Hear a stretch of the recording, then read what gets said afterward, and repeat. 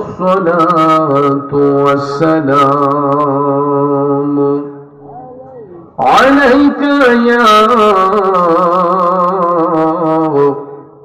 رحمة للعالمين.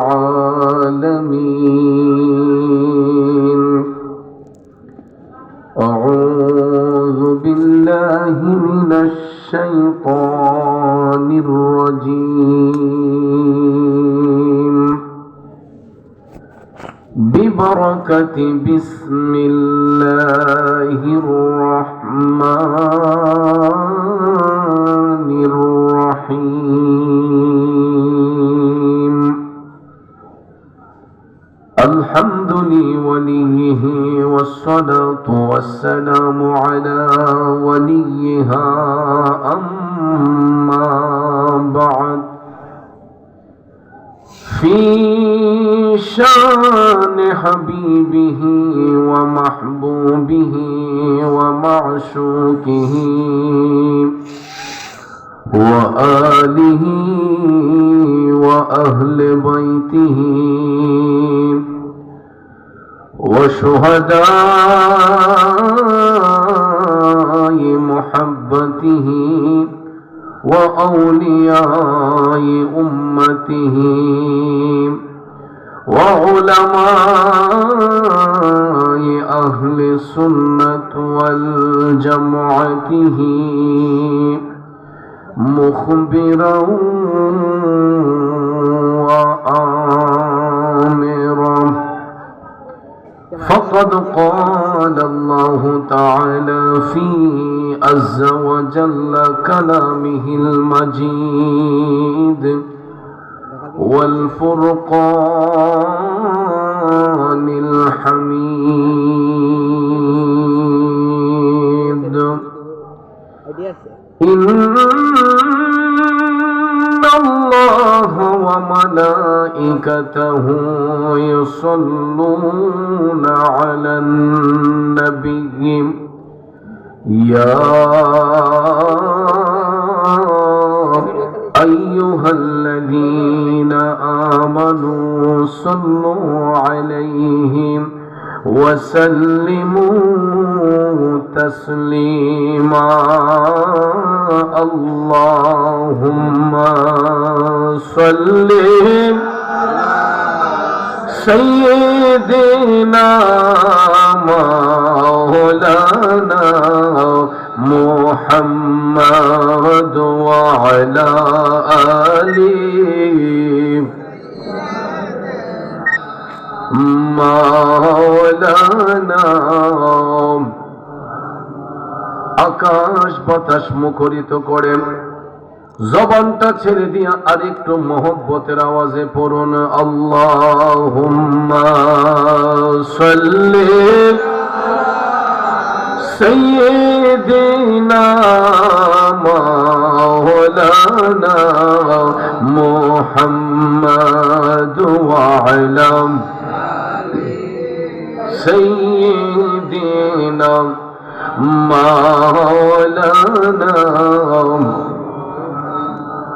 खल्क से औलिया, औलिया से रसूल,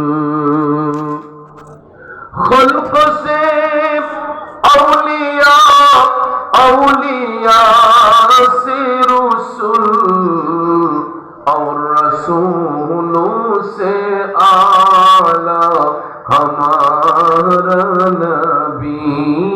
अल्लाहुम्मा सल्ली। माशाअल्लाह, সবাই চাইবা বসেন, আগাইয়া বসেন।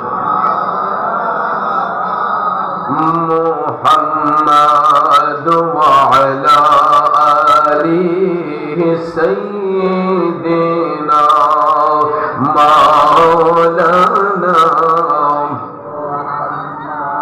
বাবাজিরা আমার, বন্ধুরা আমার, আজকের এই আজিমুশান ওয়াজদুয়ার মাহফিল ঐতিহ্যবাহী মদিনার জামাতের উদ্যোগে কামাল্লা দরবার শরীফের পীর সাহেব হুজুরদ্বয়ের শুভাগমনের মাহফিল হতে পারে। আজকের এই মাহফিল আমার আপনার কারো জীবনের শেষ মাহফিল, কথা বলেন ঠিক কিনা? গত বছর হয়তো অনেকেই জান্নাতের বাগানে ছিলেন, আজকের এই দিনে আমাদেরকে ছেড়ে অনেকেই অন্ধকার কবরে। ও বাজার, আগামী বছর মাহফিল আসার আগে আমি চৌধুরী চলে যেতে পারি, আপনি চলে যেতে পারেন। মৃত্যুর ফেরেশতা মালাকুল মউত আজরাইল যখন হাজির হইয়া যাইব, একটা সেকেন্ডের অনুমতি কাউকে দিবে না, কথা বলেন ঠিক কিনা? মৃত্যু যখন হয়ে যাবে, আত্মীয় স্বজন ভাই বেরাদ্দ সবাই খাটিয়াতে শোয়াইয়া আমাকে আপনাকে যখন অন্ধকার কবরে রেখে আসবে, বলুন তো ওই কবরে কেউ কারো সঙ্গী হবে? কবরে কেউ কারো সঙ্গী হবে না। ওই কবরে যিনি আমার আপনার সঙ্গী হবেন তিনি হলেন শাহে মদিনা, কথা বলেন ঠিক কিনা? তাইলে যেই নবী আমার আপনার দুনিয়ার সাথী, কবরের সাথী, হাসরের সাথী, মিজানের সাথী, ফুলসিরাতের সাথী, ওই নবীর মহব্বতে দুরূদ শরীফের আওয়াজ আসতে হবে নাকি জোরে হবে? আমি লক্ষ্য করে দেখেছি যখন দুরূদ শরীফ পড়া হয়, কিছু কিছু ভাই জবান খুলে দুরূদ শরীফ পড়েছেন, আর কয়েকটা মানুষ একদম জবানটাকে বন্ধ করে রেখেছেন। কেন ভাই? দুরূদ শরীফ পড়তে এত কৃপণতা হবে কেন? এ বন্ধু, দুরূদ শরীফ এমন একটা ফজিলতময় আমল, দুরূদ শরীফ পড়লে আত্মা শুদ্ধ হয়, দুরূদ শরীফ পড়লে জীবনের গুনাহ মাফ হয়, দুরূদ শরীফ পড়লে দয়াল নবীর দিদার নসিব হয়, কথা বলেন ঠিক কিনা? আর একবার যদি নবীর দিদার নসিব হইয়া যায়, জাহান্নামের আগুনটা তার জন্য হারাম হইয়া যায়, কথা বলেন ঠিক কিনা?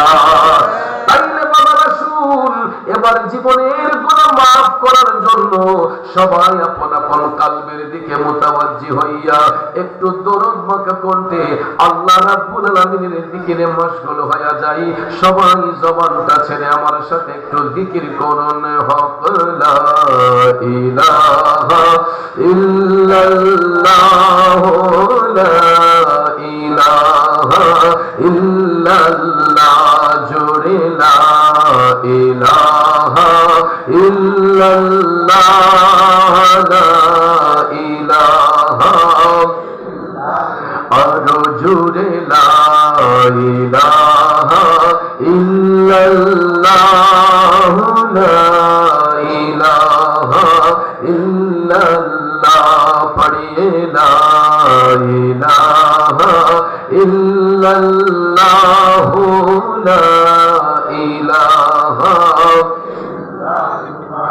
হাসবি রাব্বি জাল্লাল্লাহ, মা ফি কলবি গায়রুল্লাহ, হাসবি রাব্বি মা ফি কলবি গায়রুল্লাহ, নূর মুহাম্মদ সাল্লাল্লাহ, লা ইলাহা ইল্লাল্লাহ, লা ইলাহা ইল্লাল্লাহ, লা ইলাহা, লা জোরে লা ইলাহা ইল্লাল্লাহ, লা ইলাহা, কোন মুকামে হে আল্লাহ,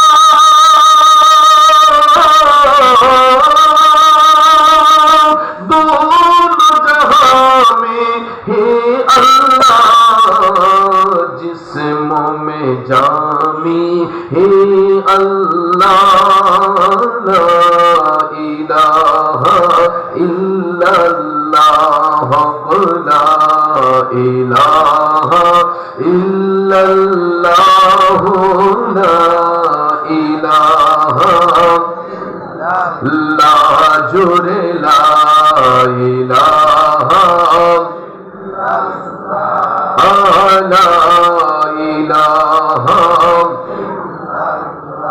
ला इलाहा इल्लल्लाह, मुहम्मदुर रसूलुल्लाह সাল্লাল্লাহু আলাইহি ওয়াসাল্লাম।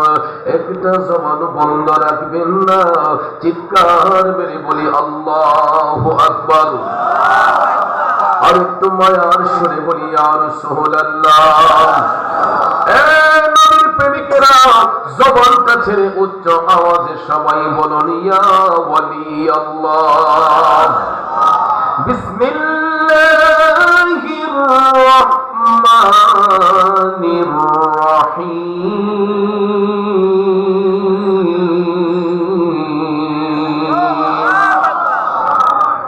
ইন্নামাল মুমিনুনা আল্লাযীনা ইযা যুকিরাল্লাহু ওয়াজিলাত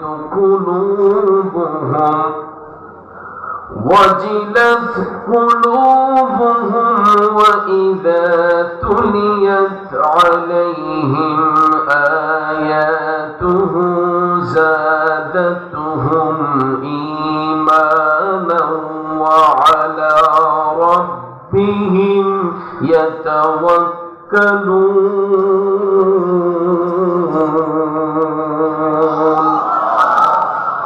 صدق الله العظيم وصدق رسوله النبي الحبيب الكريم ونحن على ذلك من الشاهدين والشاكرين والحمد لله رب العالمين. ربي صل وسلم وبارك عليهم. आजिले उनके पाना आज मदद मांगुन से. आजिले उनके पाना आज मदद मांगुन से. फिर न मांगे कि क्या मत में अगर मान गया. उपस्थित ঐতিহ্যবাহী নরসিংদী জেলার অন্তর্গত শিবপুর উপজেলাধীন কারাচর মধ্যপাড়া খানকা শরীফ সংলগ্ন স্কুল মাঠ প্রাঙ্গণে মদিনার জামাতের উদ্যোগে আধ্যাত্মিক প্রাণকেন্দ্র কামাল্লা দরবার শরীফের হযরত পীর সাহেব হুজুরদ্বয়ের শুভাগমনে আয়োজিত আজকের এই বার্ষিক ওয়াজ ও দোয়ার মাহফিল 2025 ইংরেজি সনের সম্মানিত প্রধান অতিথি মেহমানে আলা কামাল্লা দরবার শরীফের বর্তমান রাহবার সাজ্জাদানুশীন প্রখ্যাত আলিম দ্বীন মুফাসসির কুরআন মুজাহিদ আহলে সুন্নাহ হযরতুল হাজ হযরত মাওলানা শাহ আবু নসর মোহাম্মদ সাইফুর রহমান খন্দকার পীর সাহেব মাদ্দাজিল্লাহুল আলিয়া, আজকের মাহফিলের সম্মানিত প্রধান আলোচক কামাল্লা দরবার শরীফের ছোট সাহিবজাদা প্রখ্যাত আলিম দ্বীন মুফাসসির কুরআন হযরতুল হাজ মাওলানা আবু বকর মোহাম্মদ হেদায়েতুল্লাহ খন্দকার সাহেব, আজকের প্রধান আকর্ষণ আলহাজ হযরত মাওলানা মুহসিন কবির ইউসুফী সাহেব, মঞ্চ উপবিষ্ট মাহফিলের সদরে মুকাররম সভাপতি,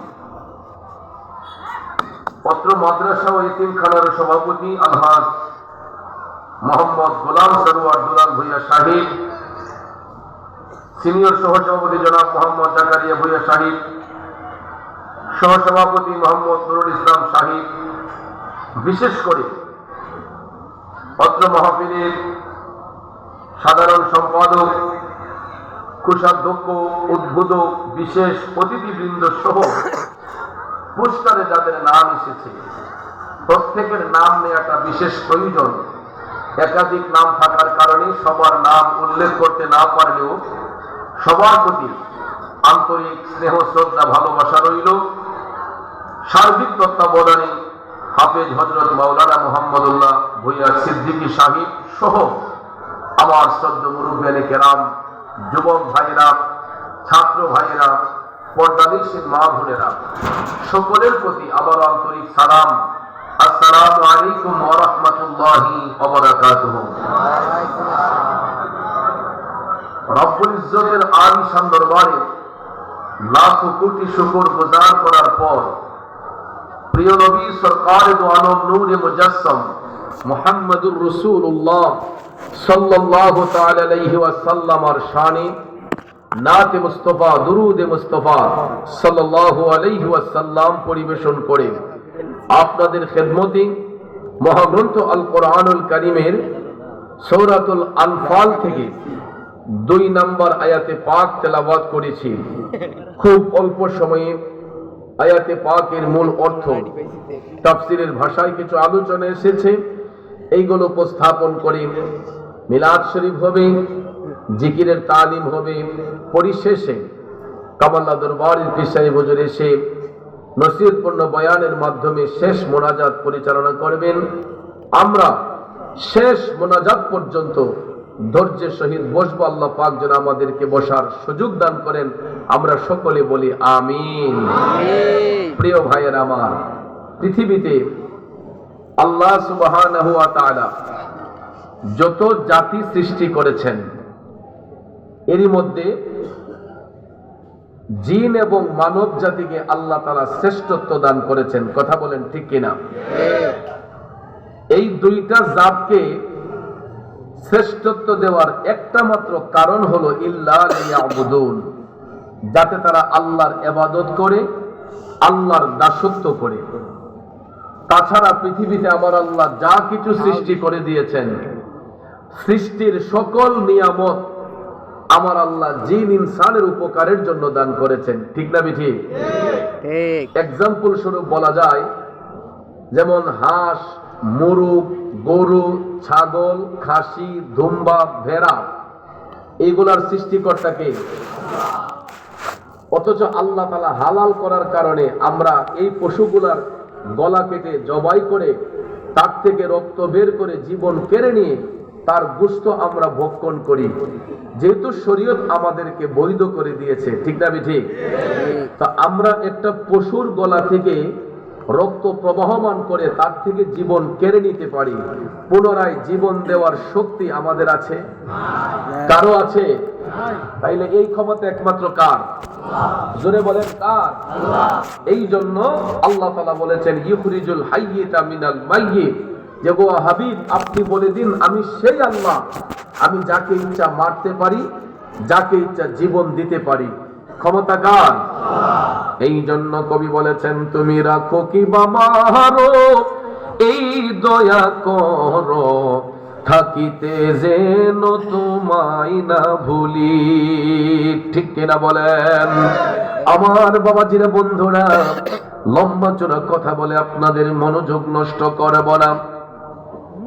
যারা আল্লাহকে বিশ্বাস করে, যাদের অন্তরে মাওলা পাকের ভয় থাকবে, এরা মুমিন হয়, এরা ঈমানদার হয়।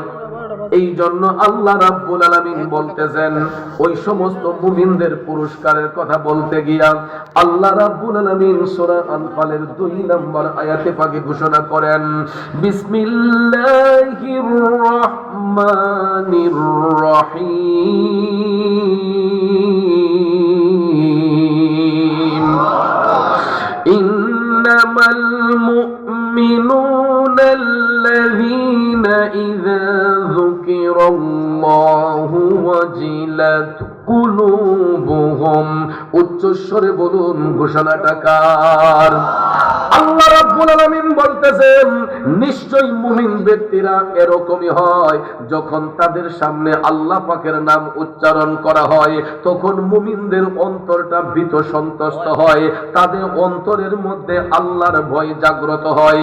শুধু তাই নয়, আল্লাহ বলেন ওয়া ইযা তুলিয়াত আলাইহিম আয়াতুহু যাদাতুহুম ঈমানাও ওয়া আলা রাব্বিহিম ইয়াতাওয়াক্কালুন। আল্লাহ তাআলা বলেন, যখন মুমিনদের সামনে কোরআনের আয়াত তেলাওয়াত করা হয়, যখন মুমিনদের সামনে কোরআনের আয়াত তেলাওয়াত করা হয়, তখন তাদের ঈমানটা তাজা হয়। ঈমানটা যখন মজবুত হয়, তখন ওই মুমিন ব্যক্তিরা মাওলা পাকের দিকে রজ্জু হয়ে যায়। এরা আমার আল্লাহর আমানতে চলে যায়। পৃথিবীর কোন পরাশক্তি মুমিনদেরকে ধোঁকা দিতে পারে না। কথা বলেন ঠিক কিনা? এই জন্য ভাইয়েরা আমার, এই আয়াতে পাকের সার কথা হলো, যারা দিনদার, যারা মুত্তাকি, যারা পরহেজগার, এরা আল্লাহকে ভয় করে, এরা কোরআনকে মহব্বত করে, কোরআনের আইন বাস্তবায়ন করে চলে। ঠিক কিনা বলেন? কিন্তু যারা বেঈমান, যারা দাজ্জাল, যারা কাজ্জাব, যারা বেঈমান, যারা মুনাফিক, এরা মুখ দিয়া যদিও সুরেলা কণ্ঠে কোরআন পড়ে, এটা অন্তর দিয়ে না পড়ার কারণে এরা কিছু কিছু মানুষ কোরআন পড়েও জাহান্নামী হয়ে যাবে। আবার কিছু কিছু মানুষ তাজিমের সহিত ঈমানের খুঁটিকে মজবুত করে, কোরআনকে মহব্বত করে, এরা বান্দা থেকে আল্লাহর বন্ধু হয়ে যাবে। তাইলে বলুন, আমরা আল্লাহর বন্ধু হতে চাই কি চাই না? কারাচরের বাবাজিরা, কোন বেঈমান, কোন দাজ্জাল, কোন কাজ্জাব আল্লাহর বন্ধু হবে না। আল্লাহর বন্ধু হবে একমাত্র তারা। সূরা ইউনূসের 63 নম্বর আয়াতে পাকে আমার আল্লাহ বলেছেন, আল্লাযীনা আমানু ওয়া কানু ইয়াত্তাকুন।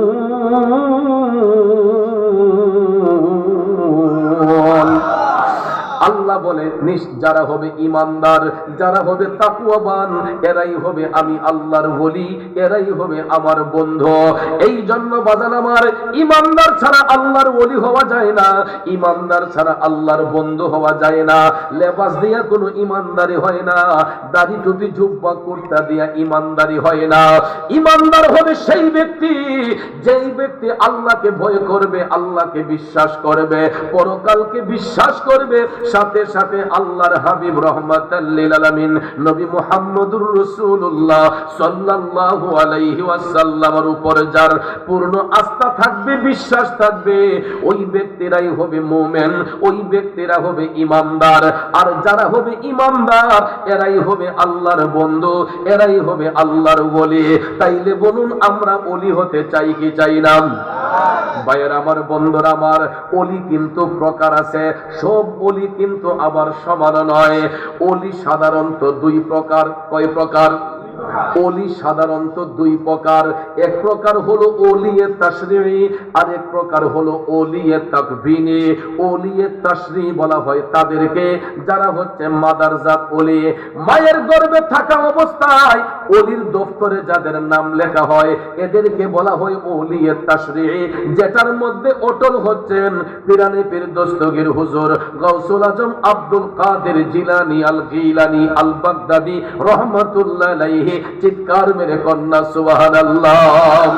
এই জন্য আশিক কই, প্রেমিক কই, শুনলো এই পীরকে পীর গাউসুল আজম দস্তগীর, শুনলো এ পীরকে পীর গাউসুল আজম দস্তগীর। বদলো মেরে বেতকদীর, বদলো মেরে বেতকদীর, গাউসুল আজম দস্তগীর, শুনলো এ পীরকে পীর গাউসুল আজম দস্তগীর।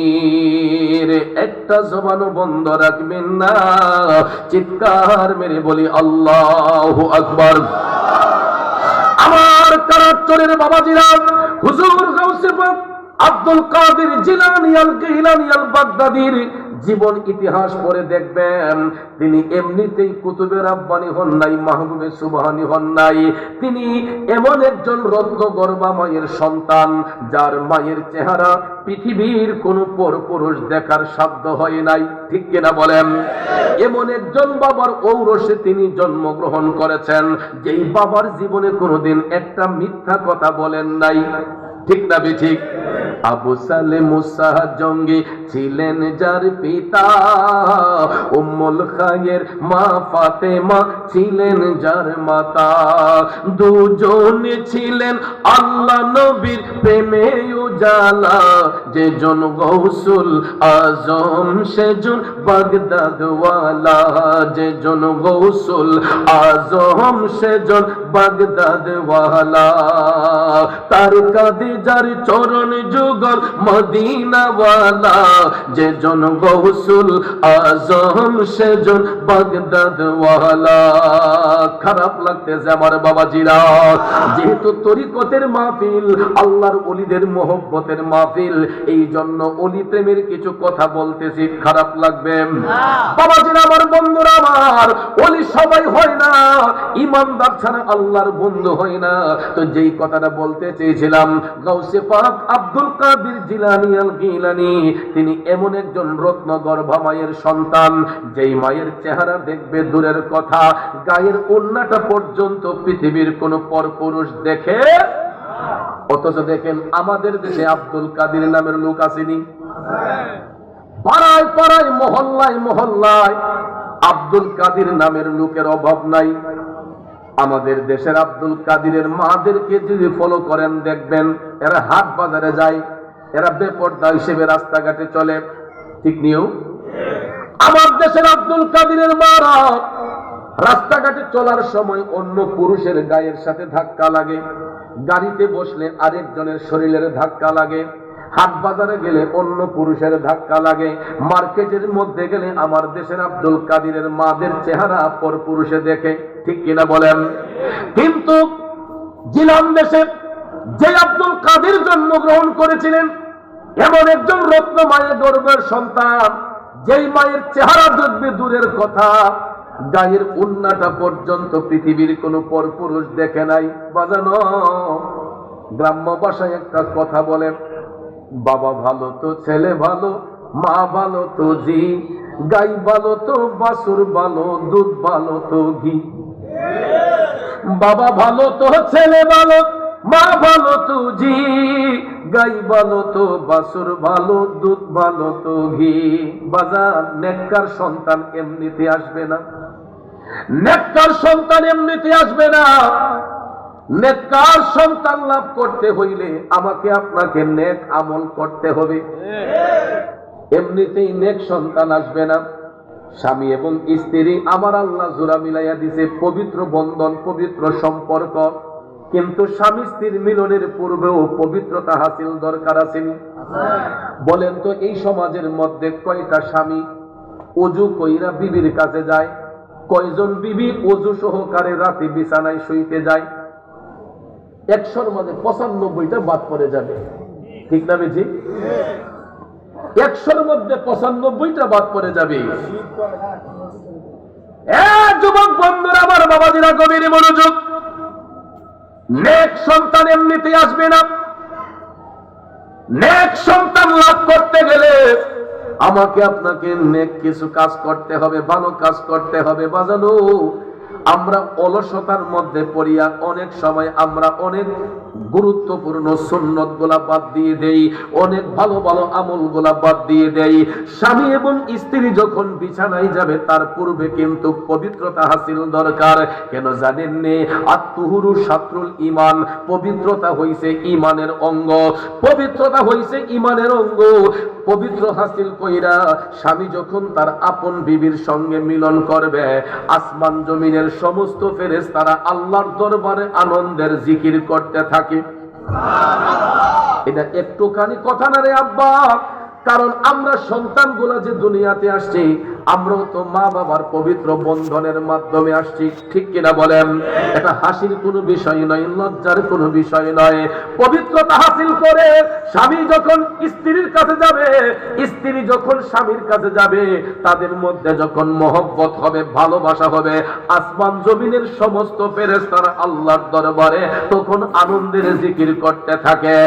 আর আল্লাহ রাব্বুল আলামিন তখন রাজি হইয়া, খুশি হইয়া ওই স্ত্রীর গর্ভে আমার আল্লাহ সন্তান দান করে, ওই সন্তানটা দুনিয়াতে ভূমিষ্ঠ হওয়ার পরে এটা নেক সন্তান হয়, এটা ভালো রূপে গ্রহণ হয়। আর যদি পবিত্রতা হাসিল না থাকে, ওযু গোসল না থাকে, পবিত্রতা না থাকে, অনেক সময় আমরা নেককার সন্তান লাভ করতে পারি না। বড় হইয়া দেখা যায় একটা নেশাখোর হয়, ফেন্সিখোর হয়, জেনাখোর হয়, ছিনতাইকারী হয়, রাস্তার ডাকাত হয়। ঠিক কিনা বলেন? এই জন্য পারিবারিক শিক্ষাটা এটা বাচ্চাদেরকে আমাদের মাধ্যমে দিতে হবে। প্রত্যেকটা অভিভাবক যদি সচেতন হয়ে যায়, প্রত্যেকটা গার্জেন যদি সচেতন হয়ে যায়, আমার আপনার সন্তানগুলা কখনো খারাপ রাস্তায় যাইতে পারে না।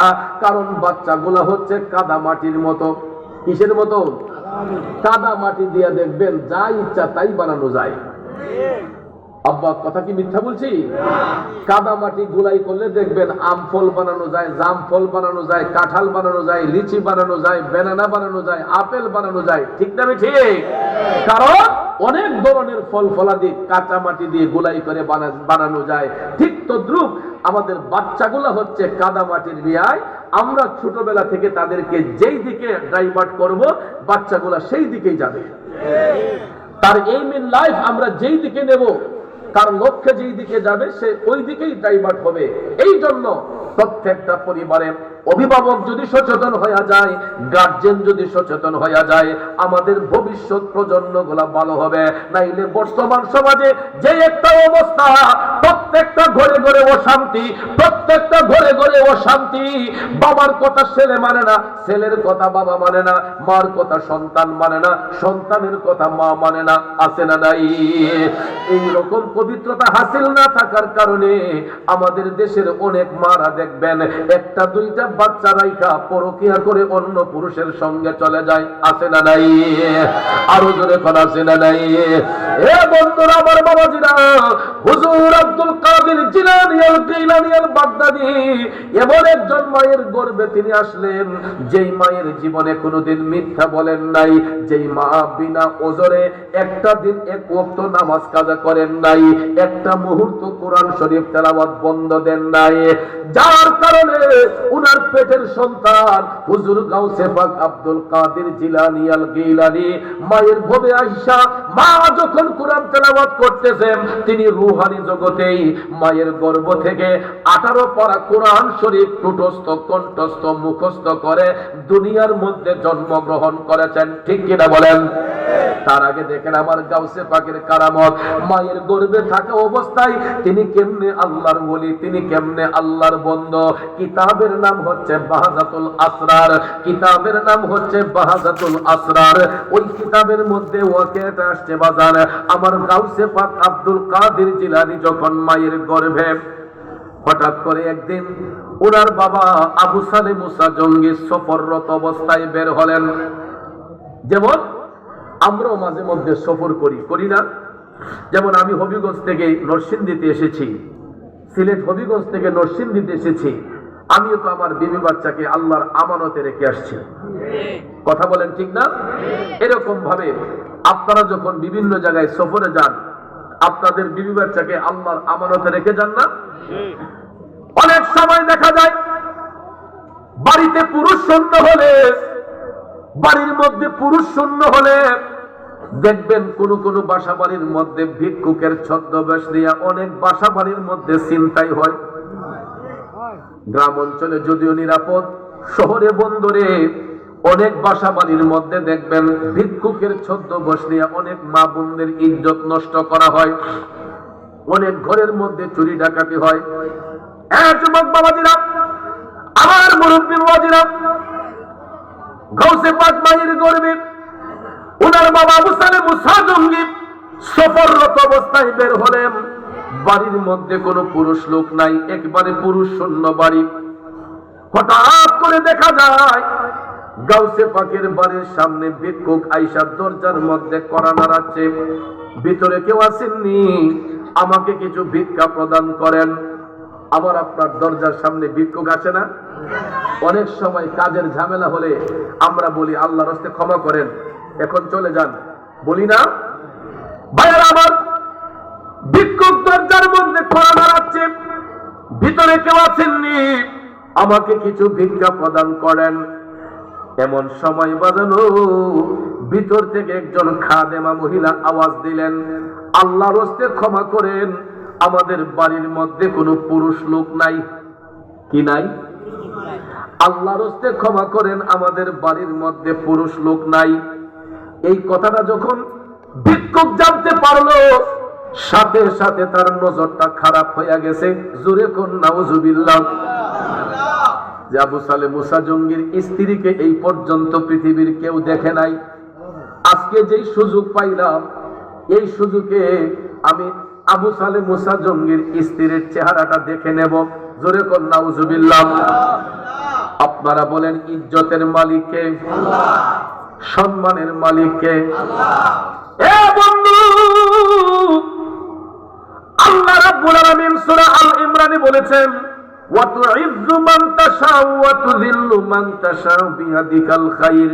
আল্লাহ কয়, হাবিব আপনি বলে দেন, আমি যারে ইচ্ছা ইজ্জত দিতে পারি, আমি আল্লাহ যারে ইচ্ছা বেইজ্জতিও করতে পারি। ক্ষমতা কার? আল্লাহ। জোরে বলেন, ক্ষমতা কার?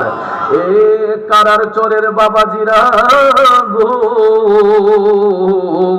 হঠাৎ করে ভিক্ষুক যখন দরজার কড়া ভাঙার চেষ্টা করতেছে, গাউসে পাকের মা উম্মুল খায়ের ফাতেমা তিনি আধ্যাত্মিক দৃষ্টি দিয়ে দেখতেছেন যে ভিক্ষুকটা দরজার কড়া ভাঙার চেষ্টা করতেছে।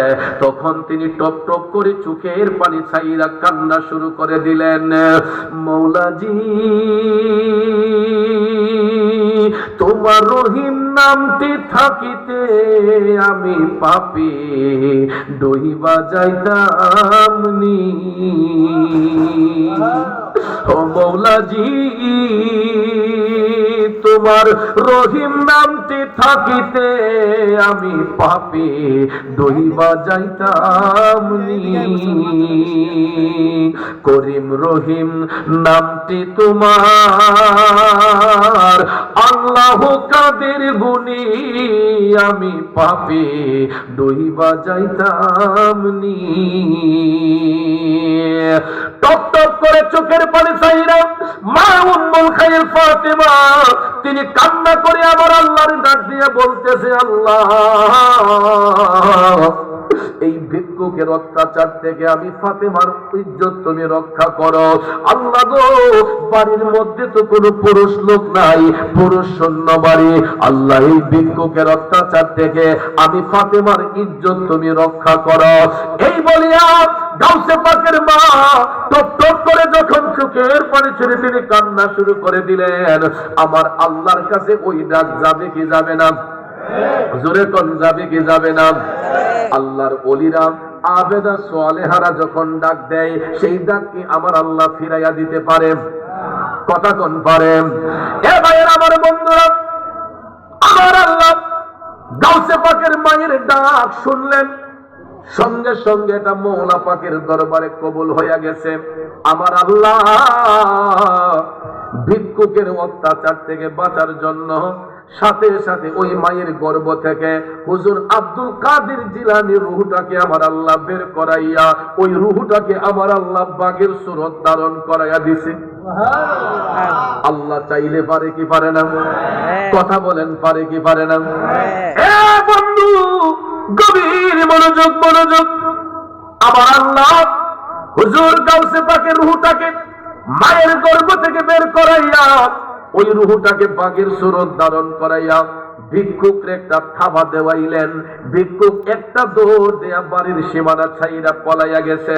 সাথে সাথে আমার আল্লাহ ওই রূহটাকে আবার মায়ের ভবে দান করলেন। এখন প্রশ্ন হলো, এই রূহটা যে আব্দুল কাদের জিলানীর, এটার প্রমাণ কি? এটার প্রমাণও দিয়েছেন আমার গাউসে পাক নিজে। বাহাজাতুল আসরার কিতাবের মধ্যে আসছে, গাউসে পাক আব্দুল কাদের জিলানী যখন 10 মাস 10 দিন অতিবাহিত হওয়ার পরে দুনিয়ার মধ্যে যখন তিনি জন্মগ্রহণ করলেন 557 হিজরির পহেলা রমজানে, 557 হিজরির পহেলা রমজান জুমার দিন ছিল। ভাইয়ের আমার, হুজুর গাউসে পাক মায়ের গর্ভ থেকে ভূমিষ্ঠ হলেন। আমার গাউসে পাকের জন্মটা একটা কারামত। সুবহানাল্লাহ কোন। সেই দিকে আলোচনায় গেলে আরো ব্যাপক সময় চলে যাবে। গাউসে পাকের জন্মটা একটা কারামত। তিনি মায়ের গর্ভ থেকে সেহরি পান করে আসছেন, দুনিয়াতে আইসা আমার গাউসে পাক কান্না করেন নাই। অথচ মায়ের গর্ভ থেকে ভূমিষ্ঠ হইলেন সন্তান কিন্তু প্রথমেই চিৎকার করে, কান্নাকাটি করে। ঠিক নিয়ম? আমার যুবক ভাইয়েরা, গাউসে পাক কান্না করেন না, মায়ের স্তনের মধ্যে মুখ লাগাই নাই, কারণ তিনি তো রমজান শরীফের রোজা, ফরজ রোজা মায়ের গর্ভ থেকেই রেখে এসেছেন। যদিও নাবালক শিশুদের জন্য রোজা রাখা ঠিক নয়, কিন্তু আমার গাউসে পাক মায়ের গর্ভ থেকেই তিনি রোজা পালন করে আসছেন, সেহরি পান করে আসছেন। উনার কারামত প্রকাশ হয়েছে গাউসে পাক জন্মের দিনেই। বন্ধুরা আমার, তিনি যে মাদারজাত ওলি এটার প্রমাণ হয়েছে যেই দিন তিনি জন্মগ্রহণ করেছেন জিলান শহরের মধ্যে, ওই দিনটা ছিল রমজান। ওই রমজানের দিনে তিনি দুনিয়াতে আসার পরে কান্না করেন নাই। হঠাৎ করে দেখা যায় মাগরিবের টাইমে আজান যখন হলো, সমস্ত রোজাদাররা যখন রোজা ইফতার সামনে নিয়ে বৈশা ইফতার গ্রহণ করতেছেন, একদিকে আজান পড়ল, আল্লাহু আকবার আল্লাহু আকবার, সবাই যখন ইফতার গ্রহণ করতেছে, এমন সময় দেখা যায় হুজুর গাউসে পাক আব্দুল কাদের জিলানী আল গিলানী তিনি চিৎকার করে কান্না মেরে উঠলেন। কান্না যখন করলেন তখন মা দুঃখিনী স্তনের মধ্যে বাচ্চার মুখটা লাগাইয়া দিলেন। মায়ের স্তনের মধ্যে মুখটা লাগানোর সাথে সাথে শিশু বাচ্চার কান্নাটা বন্ধ হয়ে গেছে। 2 বছর পান করালেন মায়ের বুকের দুধ, কোলে বুকে নিয়ে আমায় দিলেন কত সুখ। 2 বছর পান করালেন মায়ের বুকের দুধ, কোলে বুকে নিয়ে আমায় দিলেন কত সুখ। কিভাবে সেই মাকে ছেলে মন্দ কথা বলে, মা কেন এত দামি জানে না সকলে, মা কেন এত দামি জানে না সকলে। জানতো যদি পড়তো দেখে কোরআন হাদিস খুলে, একটি হজের সওয়াব মিলে, একটি হজের সওয়াব মিলে, মাকে একবার দেখিলে, দেখিলে মা কেন এত দামি জানে না সকলে। বলুন মা কেন এত দামি জানে না সকলে। একটা জবান বন্ধ রাখবেন না গো, চিৎকার মেরে বলি আল্লাহু আকবার। আর একটু মায়ার সুরে বলি ইয়া রাসূলুল্লাহ। জগতের বন্ধুরা রে,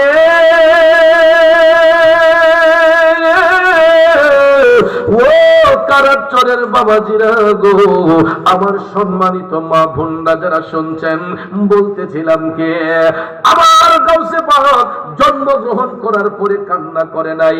সারাটা দিন যাবার পরে মাগরিবের টাইমে যখন আজান হলো, চিৎকার মেরে যখন কান্না করলেন, ওই মুহূর্তে মা উম্মুল খায়ের ফাতেমার স্তনের মধ্যে বাচ্চার মুখটা লাগাইয়া দেওয়ার সাথে সাথে আব্দুল কাদের জিলানীর কান্না বন্ধ হয়েছে। অর্থাৎ রোজাদারদের সাথে তিনি মায়ের দুধ পান করে রোজা পাক সেহরিতে ইফতার গ্রহণ করেছেন, মায়ের স্তনের দুধ পান করে তিনি ইফতার গ্রহণ করেছেন। এ বন্ধু, শুধু তাই নয়, আমার গাউসে পাকের জ্বলন্ত কারামত হলো যেই দিন তিনি জিলান শহরে জন্মগ্রহণ করেছিলেন, ওই দিন জিলান শহরের মধ্যে কোনো কন্যা সন্তান জন্ম নেয় নাই। গাউসে পাকের জন্ম যেদিন হয়েছে, ওই দিন জিলান শহরের মধ্যে প্রত্যেকটা মায়ের গর্ভে যারা সন্তান প্রসব করেছে, ওই দিন কোনো মায়ের গর্ভ থেকে কন্যা সন্তান আসে নাই। প্রত্যেকটা সন্তান ছিল ছেলে সন্তান, এবং প্রত্যেকটা ছেলে সন্তানকে আমার আল্লাহ বেলায়েতের উঁচু মকাম দান করেছেন। এটাই হলো আমার গাউসে পাকের একটা জ্বলন্ত কারামত। বন্ধুরা আমার, বাবাজিরা, সেই দিকে যাব না, আসুন আমার মূল আলোচনায় চলে যাই। গাউসে পাকের রূহ যে এটা, তিনি প্রমাণ কেমনে দিলেন? জন্মগ্রহণ করার পরে দিন যায় রাত যায়, দিন যায় রাত যায়, যাইতে যাইতে যাইতে যাইতে গো গাউসে পাকের বয়স যখন 1 কিংবা 1.5 বছর। কয় বছর? 1-1.5 বছরের বাচ্চারা কি কথা বলতে পারে? দেখবেন চেষ্টা করে কথা বলতে, বাবা বাবা, এরপরে মাম্মা মাম্মা, এরকম ভাবে দেখবেন মুখের মাঝে লাইগা লাইগা কথা আসে। বাচ্চারা যখন নতুন কথা শিখে, কথা বলেন ঠিক কিনা? তো আমার গাউসে পাক তো 1-1.5 বছরের বাচ্চা, তখনও তোনার জবান থেকে রীতিমতো কথা আসে না, কিন্তু ভাইয়ার আমার স্পষ্টভাবে কথা আসতেছে। কিভাবে দেখেন? ছোট্ট বাচ্চারা দেখবেন 2, 2.5, 3 বছর পর্যন্ত মায়ের আঁচলে আঁচলে লেগে থাকে। অনেক সময় কাজের মধ্যে দেখবেন একটু ডিস্টার্ব হলে মা দেখবেন বাচ্চাটিকে ধমক করে রাখে, বেশি জ্বালাইতেছ। আবার বাচ্চা যখন কান্দে দেখবেন ওই মা গিয়ে আবার কান দিয়া কোলো লইয়া জল টল দিয়া জিকির টিকির হইরা এরপরে দেখবেন বাচ্চারা আবার হাতায় দেয়। কথা কোন ঠিক না? এটা হলো মায়ের মহব্বত, মায়ের মুখের ধমক, অন্তরের ধমক না। মা কখনো সন্তানকে অন্তর থেকে ধমক দেয় না। কথা বলেন ঠিক কিনা? যুবক ভাইয়ের আমার, মুরব্বী বাবাজিরা আমার, গাউসে পাকের মা উম্মুল খায়র ফাতেমা সাংসারিক কাজকর্ম করতেছেন, সাংসারিক কাজ নিয়ে তিনি ব্যস্ত। হঠাৎ করে দেখা যায় আমার গাউসে পাক মায়ের আঁচলে আঁচলে খেলাধুলা করতেছেন। ছোট্টবেলার খেলাধুলা কে না আমরা করছে, সবাই এটাতে আমরা ছিলাম, ঠিক না বেঠিক? ছোট্ট বাচ্চারা দেখবেন খেলাধুলা করতে গেলে ইদের টান মারে, ইদের টান মারে, ফুলের টোপে টান মারে, গেলাসে টান মারে, মারে না বাজান? গভীর মনোযোগ। সাংসারিক কাজকর্ম নিয়ে ব্যস্ত। এমন সময় গাউসে পাক আব্দুল কাদের জিলানী মায়ের আঁচলে আঁচলে তিনি খেলাধুলা কইরা হঠাৎ একটু দুষ্টুমি করতেছেন। মা উম্মুল খায়ের ফাতেমা গাউসে পাক একটা ধমক মেরে বলতেছেন, আব্দুল কাদের তুমি বেশি জ্বালাচ্ছ। সুবহানাল্লাহ। এই ধমকটা কি মুখের নাকি অন্তরের? এটা মুখের ধমক, অন্তরের ধমক না। গাউসে পাকের মা যখন গাউসে পাকের ধমক দিয়ে বলতেছেন বেশি জ্বালাচ্ছ আব্দুল কাদের, আমার গাউসে পাক মায়ের ধমকটা খাইয়া টপ টপ কইরা চোখের পানি ছাইরা কান্না শুরু করছে। বন্ধুরে, আমার গাউসে পাক টপ টপ করে চোখের পানি ছাইরা কান্দা কান্দা কয়, মা গো মা, 1.5 বছরের সন্তান দেখুন কত মিষ্টি কণ্ঠে কথা বলতেছে। গাউসে পাক ডাক দিয়া কয়, মা গো মা, আমি একটু দুষ্টুমি করতেছি, তোমার সহ্য হয় না। ওই দিন যদি আমি তোমার গর্ভে না আসতাম, তোমার ইজ্জত তো রক্ষা হইতো না। আই হাই, 1.5 বছরের বাচ্চা কি শোনাইতেছে রে? মাত্র 1.5 বছরের বাচ্চা এরকম আচমকা কথা বললে কে না অবাক হবে? গাউসে পাক আব্দুল কাদের জিলানী 1.5 বছরের শিশু বাচ্চা মাকে যখন বলতেছে, মা একটুখানি দুষ্টুমি তোমার সহ্য হয় না, আমি যদি তোমার গর্ভে না আসতাম ওই দিন তো গো মা তোমার ইজ্জত রক্ষা হইতো না। গাউসে পাকের মা স্ট্রেঞ্জ, তিনি অবাক, বলতেছেন, আব্দুল কাদের তুমি এত সুন্দর করে কথা বলতেছো, আর তুমি জানো কেমনে এই দিনের কথা? তখন তো তুমি আমার গর্ভেই ছিলা। এটা তো বহুদিন আগের কথা আব্দুল কাদের, তখন তো তুমি দুনিয়ার আলো বাতাস দেখো নাই, তুমি তো আমার গর্ভেই ছিলা, ঠিক না বেঠি? আমার গাউসে পাক জানতে পারে কি পারে না? জানাইছেন কে? এই বিশ্বাস আপনাদের আছে না নাই? বাবাজিরা আমার, কারণ এই বিশ্বাস অন্তরে রাখার নামই হচ্ছে ঈমান। কারণ ওলিদের বেলায় যেটা ঘটবে এটা হলো আল্লাহর পক্ষ থেকে দেওয়া কারামত। নবীদের বেলায় যেটা ঘটবে আল্লাহর পক্ষ থেকে দেওয়া মুজিজা। আর সরাসরি আল্লাহ পাকের পক্ষ থেকে যেটা ঘটবে এটা হইছে আল্লাহর কুদরত। এটা কি কুদরতি ভাবে হয়, যেমন টর্নেডো, ভূমিকম্প, এগুলা আল্লাহর কুদরতি ভাবে হয়। কথা কোন ঠিক না বেঠিক? আপনার নরসিংদীর গোরাশাল থেকে গত 1 সপ্তাহ আগে এক সপ্তাহ মানে পুরোপুরি হয় নাই, গত এক সপ্তাহ আগে আপনারা দেখেছেন, আপনাদের বাড়ি গোলরছেনি আরে বাবারি, যদি লাগা গোষ্ঠীর কোনো বেটা গেছে যেটা ডেক্কা দিত গোটার মাঝে কইলে ফেরে ফিকল লিয়ে মানুষের নি কথা কোন ঠিক না বেঠিক? লাগা ঘরের কোনো ভাই গিয়া যদি আপনার বেড়ার মাঝে একটা বাড়ি দিত তাইলে কি ঝগড়াটাকে কমতো নাকি বাড়তো? সালের আগুন বেড়াত লাগলো, কথা কোন ঠিক না বেঠিক? কিন্তু ভাইয়ার আমার, সারাটা দেশ যে নাড়াইছে তিনি কে? ওরে সৃষ্টিকর্তার ইশারাতে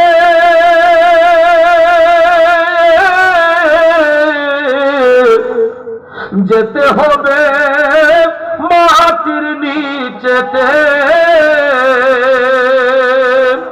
ওরে চলবে না আর বাহাদুরি, চলবে না আর বাহাদুরি, যাহা করতে দুনিয়ায় হাইরে যাহা করতে দুনিয়ায়, ওরে দম ফুরাইলে রঙের জলসা যাইব শেষ হইয়া, ঠিক কিনা বলে? আসলে ও মন হাসায়া ও মন যেতে যাবে কান্দায়া, ওরে দম ফুরাইলে রঙের জলসা যাইব শেষ হইয়া। এ বাবাজিরা আমার, বন্ধুরা আমার, যতই ক্ষমতা দেখাই না কেন গো, যতই বাহাদুরি দেখাই না কেন, আমার আল্লাহর পক্ষ থেকে আযাব আসলে কেউ কি বাঁচার ক্ষমতা আছে? শক্তি দিয়া বাঁচন যাইব?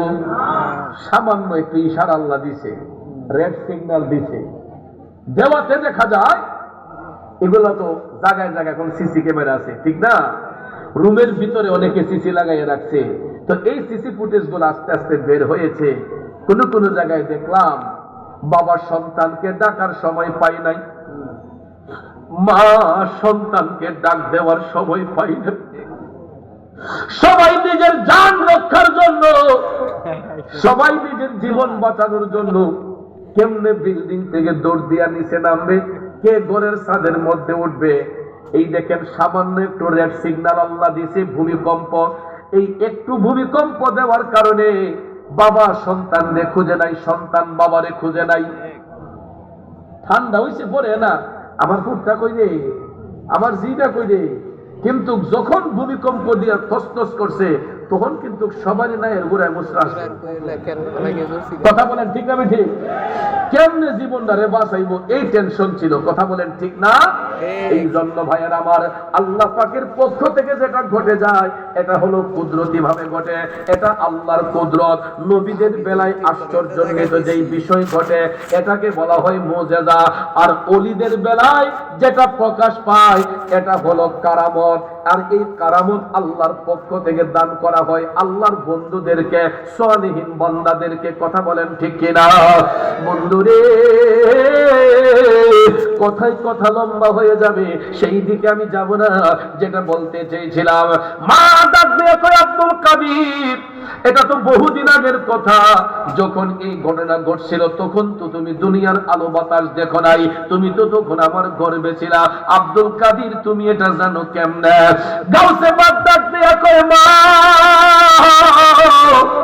আপনি এই মুসিবতের মধ্যে পইরা যেই মালিকরে স্মরণ করছিলেন আমারও জানাইছে সেই মহান মালিক।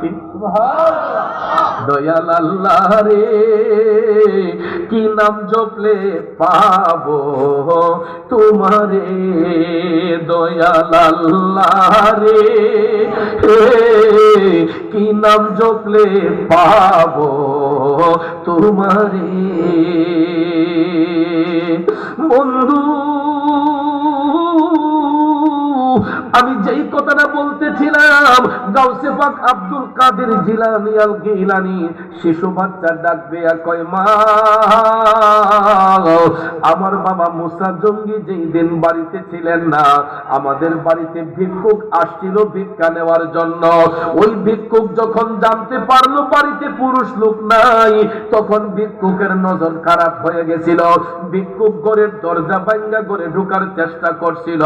আপনি ওই মুসিবতে পইরা আল্লাহরে ডাক দিয়া বলছিলেন, আল্লাহ বাড়ির মধ্যে পুরুষ লোক নাই, আমি ফাতেমার ইজ্জত খানা রক্ষা করো।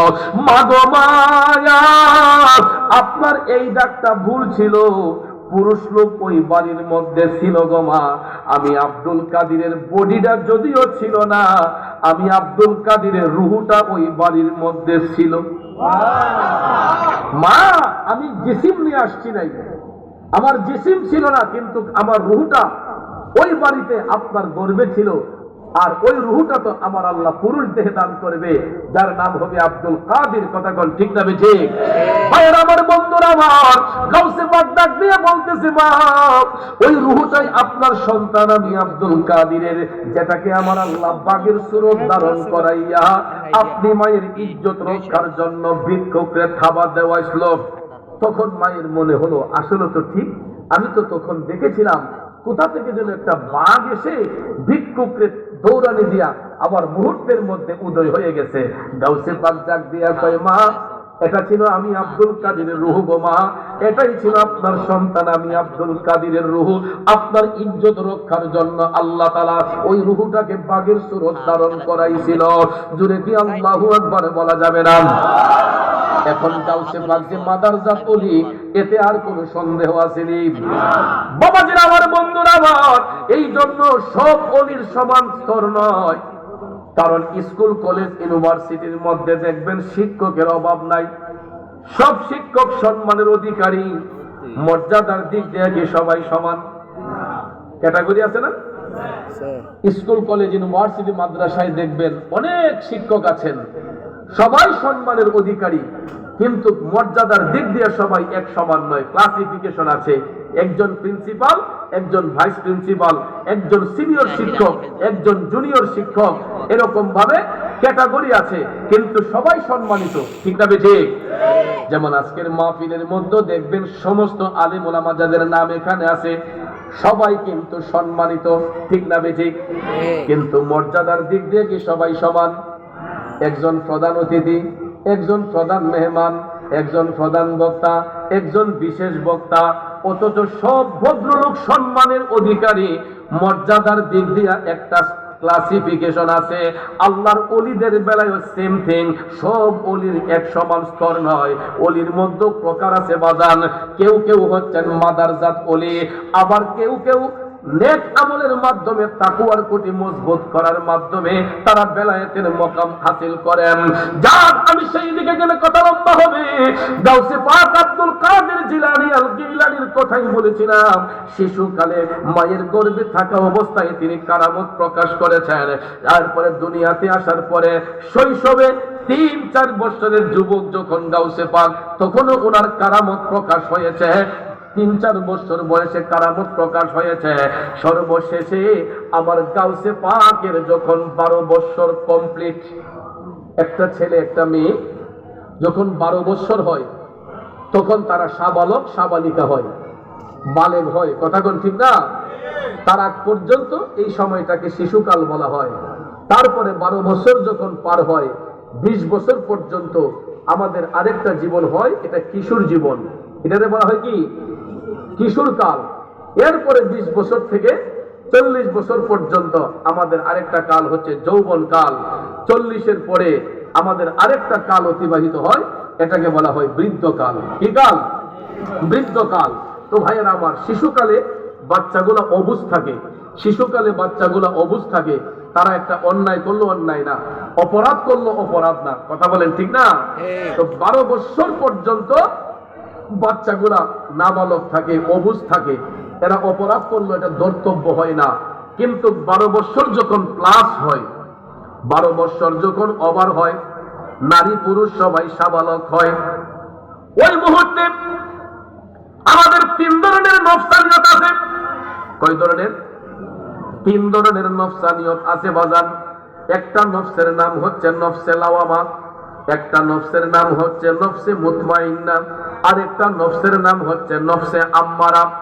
বাজান সবচাইতে কঠিনতম যে নফসটা নফসে আম্মারা, 12 বছর ওভার হয়ে যাবার পরে শয়তান আমাদেরকে পাপের দিকে ড্রাইভার করে, তখন নফসে আম্মারার ধোঁকায় পড়িয়া মানুষ আস্তে আস্তে পাপের দিকে চলে যায়। আর ওই মুহূর্তে নিজেকে শুদ্ধ করার জন্য, নিজেকে কন্ট্রোল করার জন্য যেই ব্যক্তিটা নেক আমলের মধ্যে থাকবে, যেই ব্যক্তিটা সৎ কাজের মধ্যে থাকবে, এনি প্রবলেম সাইড টক করছে, আশেপাশে কথা বলবেন না, মাহফিলে ব্যাঘাত ঘটে। আপনারা সামনে পিছনে কথা বলবেন না, বললে মাহফিলে ব্যাঘাত ঘটে। এবং যারা দাঁড়িয়েছি আমরা সবাই বসে যাব, মেহেরবানি করে সবাই আমরা বসে যাব। একটু দুরূদ শরীফ পড়ুন। আল্লাহুম্মা সাল্লি আলা সাইয়্যিদিনা মাওলানা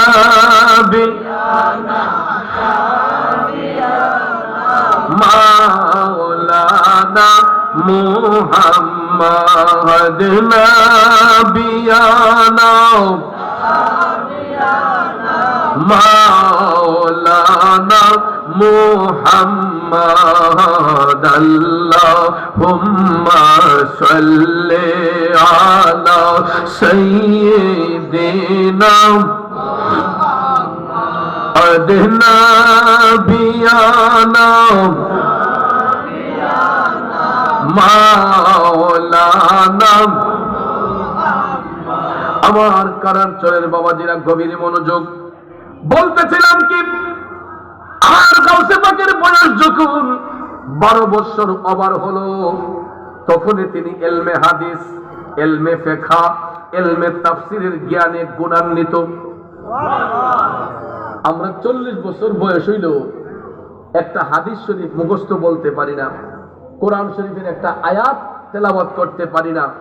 অথচ দেখেন আজকে যারা গাউসে পাককে নিয়ে মন্তব্য করে, বরফের আব্দুল কাদের জিলানী শান ও আজমত নিয়ে যারা কটু বাক্য ব্যবহার করে, এরা তো গাউসে পাকের পেশাব মুবারকের সমাননা, ঠিক না ঠিক? আমার গাউসে পাক তিনি 12 বছর বয়সেই ইলমে হাদিস, ইলমে ফিকহ, ইলমে তাফসীরের জ্ঞান অর্জন করে পরিপূর্ণ জ্ঞানে গুণান্বিত হয়ে উনি ওনার মায়ের অনুমতি নিয়ে তিনি বাগদাদের জমিনে গাউসে পাক তিনি ইলম শিক্ষার উচ্চতর ডিগ্রি অর্জনের জন্য ইসলাম শিক্ষার 3টা স্তর। কয়টা? ইসলাম শিক্ষার সাধারণত 3টা স্তর, একটা প্রাথমিক স্তর, মাধ্যমিক স্তর, উচ্চতর স্তর। তো ভাইয়ের আমার, ইসলামের প্রাথমিক শিক্ষার যে স্তর, এটা সবার জন্য শিক্ষা ফরজ। ইসলামের প্রাথমিক স্তরে শিক্ষা নেওয়া স্কুলের ছাত্রের জন্য যেমন, মাদ্রাসার ছাত্রের জন্য তেমন, কলেজ, ইউনিভার্সিটি সমস্ত ব্যক্তির জন্য, একদম কৃষক থেকে নিয়ে দিন মজুর থেকে নিয়ে সবার জন্য ইসলামের প্রাথমিক স্তরে শিক্ষা নেওয়া ফরজে আইন। যেমন নামাজ, রোজা, হজ, যাকাত, দিলা, কুলুব, অর্থাৎ দৈনন্দিন জীবনে আমল করতে গিয়া যা যা আমাদের দরকার, এটা মাদ্রাসার ছাত্রের জন্য যেমন প্রয়োজন, স্কুলের ছাত্রের জন্য প্রয়োজন, কলেজের ছাত্রের জন্য প্রয়োজন। কথা বলেন ঠিক কিনা? কিন্তু ভাইয়ের আমার, ইসলাম শিক্ষার উচ্চতর স্তর লাভ করতে গেলে আমাদেরকে প্রচুর পরিমাণ স্টাডি করতে হয়, প্রচুর পরিমাণ জ্ঞান অর্জন করতে হয়। আব্দুল কাদের জিলানী আমার গাউসে পাক